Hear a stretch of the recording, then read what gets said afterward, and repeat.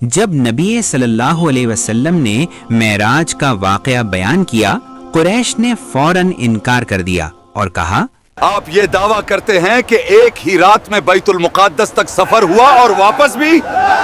ہم مہینوں میں وہاں پہنچتے ہیں اور یہ کہتے ہیں کہ ایک رات میں واپس بھی آ گئے۔ لوگ زور زور سے ہنس رہے تھے۔ کچھ کے چہرے پر شک تھا۔ اس صبح ہوا میں ایک عجیب سی تنہائی تھی۔ ہر نظر ایک امتحان بن رہی تھی۔ یہ ایمان کا سخت امتحان تھا۔ کچھ لوگوں کے دل ہل رہے تھے اور کچھ لوگ اسی صبح تاریخ بنانے والے تھے۔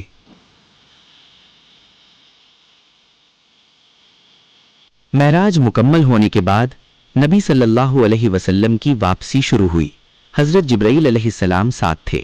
آپ صلی اللہ علیہ وسلم آسمان در آسمان اتر رہے تھے، 7ویں آسمان سے پہلے آسمان تک۔ پھر آپ بیت المقدس پہنچے۔ بیت المقدس سے واپسی کا سفر جاری رہا۔ رات گہری تھی اور مکہ کی طرف واپسی ہو رہی تھی۔ راستے میں نبی صلی اللہ علیہ وسلم ایک قافلے کے پاس سے گزرے۔ وہاں پانی کا ایک برتن رکھا ہوا تھا۔ آپ صلی اللہ علیہ وسلم نے اس برتن میں سے پانی پیا، پھر اسے واپس ڈھانپ دیا۔ یہ واقعہ بعد میں قریش کے لیے ایک نشانی بنا۔ آخرکار نبی صلی اللہ علیہ وسلم مکہ پہنچے۔ شہر نیند میں ڈوبا ہوا تھا۔ کسی کو خبر تک نہیں تھی کہ اس رات کیا عظیم واقعہ پیش آ چکا ہے۔ نبی صلی اللہ علیہ وسلم گھر تشریف لائے اور آرام فرمایا۔ جب صبح ہوئی، آپ صلی اللہ علیہ وسلم نے لوگوں کو اس سفر کے بارے میں بتایا۔ یہیں سے ایمان کا امتحان شروع ہوا۔ یہ خبر مکہ میں پھیل گئی۔ لوگ حیران تھے، کچھ ہنس رہے تھے، کچھ یقین نہیں کر پا رہے تھے۔ یہ بات قریش کے سرداروں تک پہنچی۔ ان میں سے ایک ابو جہل فوراً نبی صلی اللہ علیہ وسلم کے پاس آیا۔ اس نے تعجب کا اظہار کیا۔ اس نے کہا، جو آپ کہہ رہے ہو، کیا آپ یہ بات سب لوگوں کے سامنے بھی کہہ سکتے ہو؟ نبی صلی اللہ علیہ وسلم نے پوری بات بیان کر دی۔ ابو جہل وہاں سے نکل کر قریش کے لوگوں کو جمع کرنے لگا۔ لوگ جھنڈ کی شکل میں آنے لگے۔ کسی کے چہرے پر مذاق تھا، کسی کے چہرے پر شک۔ اب یہ بات پورے مجمع کے سامنے تھی۔ قریش کے کچھ لوگ جو بیت المقدس جا چکے تھے آگے بڑھے۔ انہوں نے کہا، اگر آپ سچ کہہ رہے ہو تو ہمیں بیت المقدس کا حال بتائیں۔ یہ سوال اچانک تھا۔ نبی صلی اللہ علیہ وسلم نے بعد میں فرمایا، جب قریش نے مجھے جھٹلایا، میں ہجر اسماعیل کے پاس کھڑا ہو گیا۔ اللہ نے بیت المقدس کو میرے سامنے ظاہر کر دیا۔ میں دیکھ دیکھ کر انہیں اس کی نشانیاں بتاتا رہا۔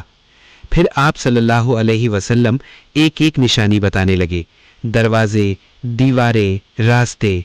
جو لوگ وہاں جا چکے تھے وہ حیران رہ گئے۔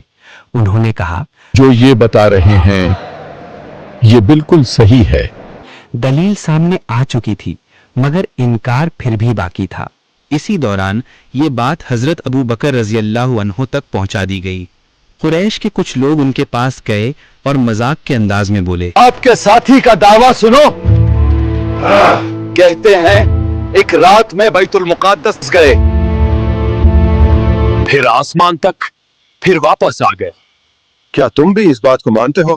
حضرت ابو بکر رضی اللہ عنہ نے فوراً ایک سوال کیا، کیا یہ بات انہوں نے خود کہی ہے؟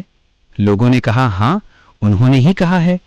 حضرت ابو بکر رضی اللہ عنہ نے جواب دیا، اگر انہوں نے یہ کہا ہے تو یہ سچ ہے۔ میں تو ان کی اس سے بھی بڑی بات پر یقین رکھتا ہوں کہ ان پر آسمان سے وحی آتی ہے۔ یہ جواب سن کر لوگ خاموش ہو گئے۔ جب یہ بات نبی صلی اللہ علیہ وسلم تک پہنچے تو آپ صلی اللہ علیہ وسلم نے حضرت ابو بکر رضی اللہ عنہ کو ایک لقب دیا، الصدیق۔ لیکن کہانی یہیں ختم نہیں ہوتی۔